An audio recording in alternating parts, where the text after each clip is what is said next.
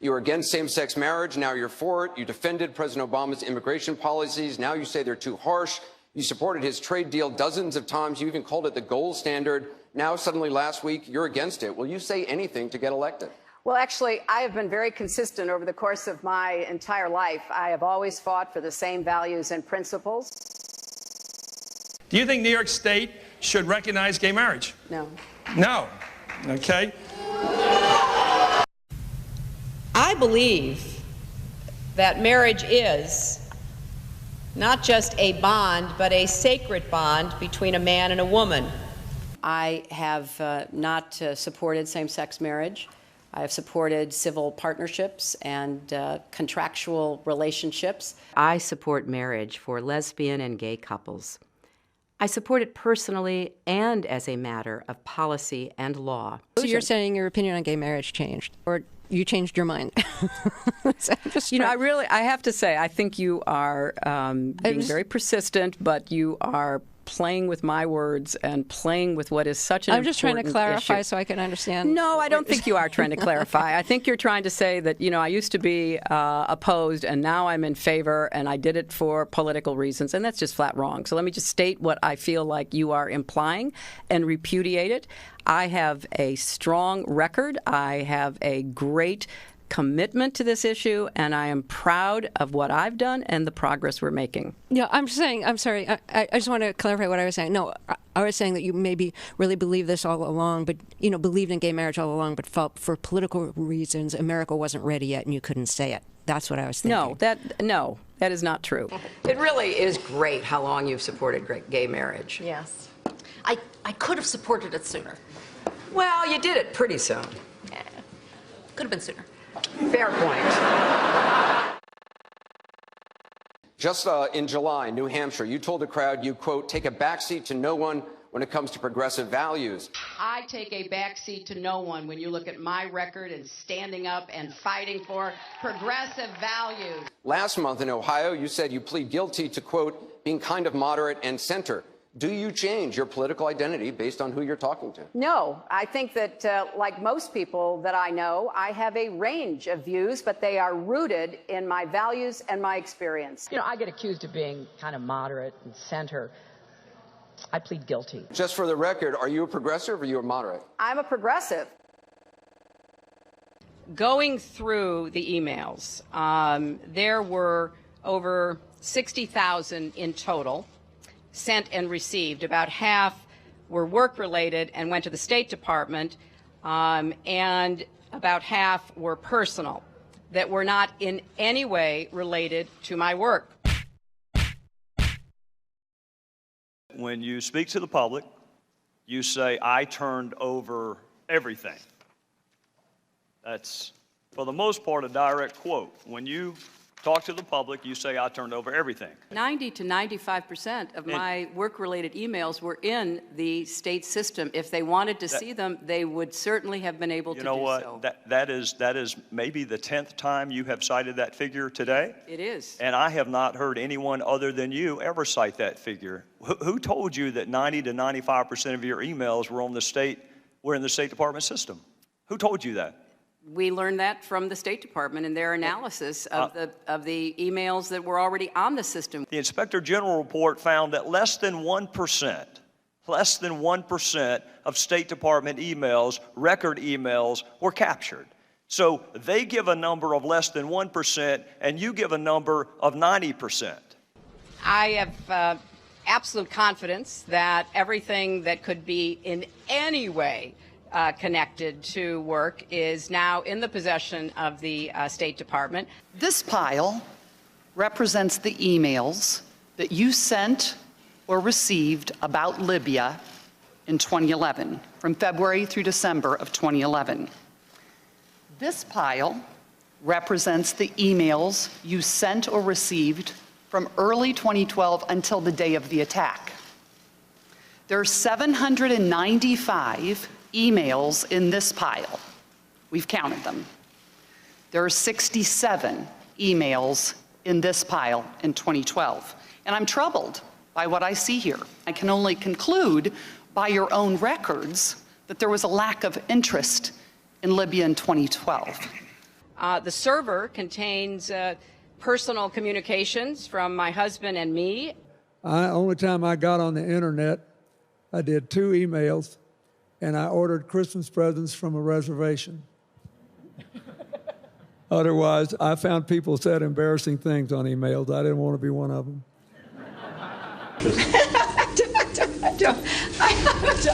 I mean, and how many angels dance on the head of a pin? I have really nothing to. I mean, how do you answer that? I represented Wall Street as a senator from New York, and I went to Wall Street in December of 2007, before the big crash that we had, and I basically said, cut it out. Quit foreclosing on homes. Quit engaging in these kinds of speculative behaviors. Now, who's exactly to blame for the housing crisis? I think there's plenty of blame to go around. Home buyers who paid extra fees to avoid documenting their income should have known they were getting in over their heads. Of course, we have to deal with the problem that the banks are still too big to fail. We can never let the American taxpayer and middle-class families ever have to bail out the kind of speculative behavior that we saw. But we also have to worry about some of the other players. AIG, a big insurance company, Lehman Brothers, an investment bank. There's this whole area called shadow banking. That's where the experts tell me the next potential problem could come from. So I'm with both Senator Sanders and Governor O'Malley in putting a lot of attention onto the banks. And the plan that I have put forward would actually empower regulators to break up big banks. I represented New York, and I represented New York on 9/11. When we were attacked, where were we attacked? We were attacked in downtown Manhattan, where Wall Street is. I did spend a whole lot of time and effort helping them rebuild. That was good for New York, it was good for the economy, and it was a way to rebuke the terrorists who had attacked our country. 9/11 was bad. I agree with that. Time and time again, you hear one thing in speeches, and then you see a campaign that has the worst kind of tactics, reminiscent of the same sort of Republican attacks on Democrats. Well, I am here to say that it is not only wrong, but it is undermining core democratic principles. Since when do Democrats attack one another on universal health care? I've looked at the legislation that Senator Sanders has proposed, and basically he does eliminate the Affordable Care Act, eliminates private insurance, eliminates Medicare, eliminates Medicaid, TRICARE, Children's Health Insurance Program. Just because Senator Obama chose not to present a universal health care plan does not give him the right to attack me because I did. So let's have a real campaign. Enough with the speeches and the big rallies and then using tactics that are right out of Karl Rove's playbook. This is wrong, and every Democrat should be outraged. The Democratic Party in the United States worked since Harry Truman to get the Affordable Care Act passed. So shame on you, Barack Obama. It is time you ran a campaign consistent with your messages in public. Hillary Clinton's attempt to tout her foreign policy experience hounded her again on the campaign trail today. I made a mistake in describing it. She claimed she misspoke last week and was sleep deprived when she described landing under sniper fire in Tuzla, Bosnia, something that didn't happen. But CBS News has found several times in the past few months when Senator Clinton used the Bosnia trip to try to show her international experience. December in Iowa. We landed in one of those corkscrew landings and ran out because they said there might be sniper fire. I don't remember anybody offering me tea on the tarmac when that was happening. Then in February. The welcoming ceremony had to be moved inside because of sniper fire. And last week. I remember landing under sniper fire. We basically were told to run to our cars. Now that is what happened. Differing accounts of your trip to Bosnia, and I'm wondering if you can clarify. I know you recall, ducking under sniper fire, and Sinbad in his account, who was on the trip, he said that the most dangerous part was remembering where he was going to eat next. He's a comedian, Jeff. He's a comedian. So you actually recall, hearing gunfire, and were you when we were flying into Bosnia, we came in a evasive maneuver. There was no greeting ceremony. and we basically were told to run to our cars. Now, that is what happened. After CBS News video showed what really happened when she landed and greeted officials, Senator Clinton maintained there were risks, but explained to the Philadelphia Daily News why she was seen on the Bosnian tarmac greeting a young child if it was really so dangerous.